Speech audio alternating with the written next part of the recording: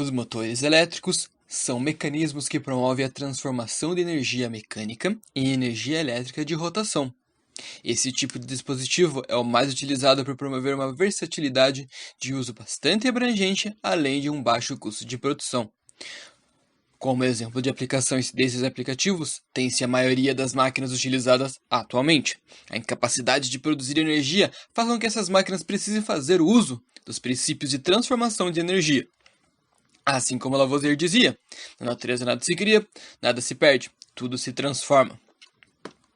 Sendo assim, é inegável a importância que os motores elétricos têm no cotidiano do ser humano, envolvendo desde atividades corriqueiras como o uso do liquidificador até a projeção da utilização industrial desses equipamentos. Portanto, o projeto estipulado como motor solenoide caseiro, construção e aplicação em uma ventoinha, pretende apresentar um embasamento físico, teórico e matemático voltado para a utilização em um protótipo, quando usar as transformações de energia para gerar o movimento de uma hélice acoplada ao dispositivo envolvido. Grande aplicabilidade desses motores, nossa equipe projetou um motor solenoide caseiro a fim de mostrar na prática os conceitos de eletricidade, magnetismo e física que constituem esses tipos de motores. O termo solenoide é utilizado para referir-se a uma bobina de fio, como exemplo um eletroímã. Ele representa os dispositivos que convertem energia elétrica em energia mecânica, usando os princípios físicos e matemáticos do eletromagnetismo. A construção desse dispositivo é feita a partir de uma bobina longa, feita por um fio condutor enrolado em forma de hélice, formando assim um conjunto de espiras a qual cada volta do fio terá o mesmo eixo e será espaçada uniformemente. Para calcular o campo magnético gerado no interior do solenoide, que será produzido a partir do trânsito de uma corrente elétrica pelo fio, usa-se a lei de Ampère, que consiste na integração, em um núcleo fechado, do produto escalar do campo magnético B e o elemento infinitesimal de comprimento, ds, e igualando assim a multiplicação da corrente I com o μ0, que é a constante de permeabilidade no vácuo, valendo 4π vezes 10⁻⁷ Tesla vezes metro sobre área, como a equação 1 representa.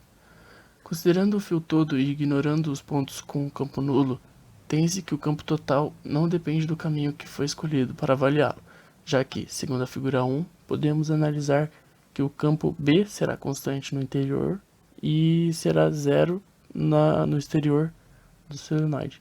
Considerando o retângulo ABCD como amperiana, temos a equação 2, que iguala o campo magnético B com a multiplicação das constantes μ0, n, que é o número de espiras, e I, que é a corrente.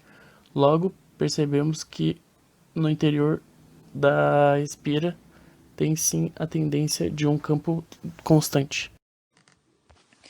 Para calcular o torque que o pistão exerce sobre o virabrequim, é necessário definir o conceito de corrente induzida, pois ao gerar um campo magnético, tal corrente no pistão, o condutor acaba atraindo o ímã que está se afastando e repele que se aproxima.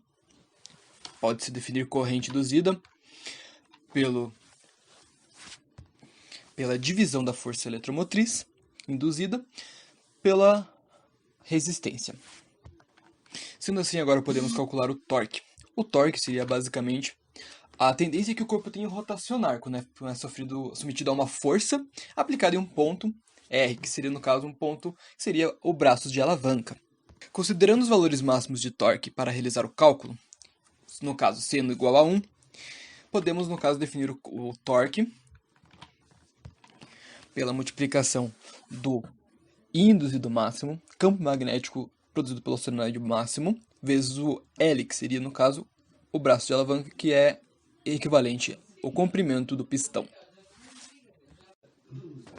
A lei de Faraday estabelece uma relação entre o campo magnético e o campo elétrico, onde a força eletromotriz é definida pela variação de linhas magnéticas que passa por uma espira.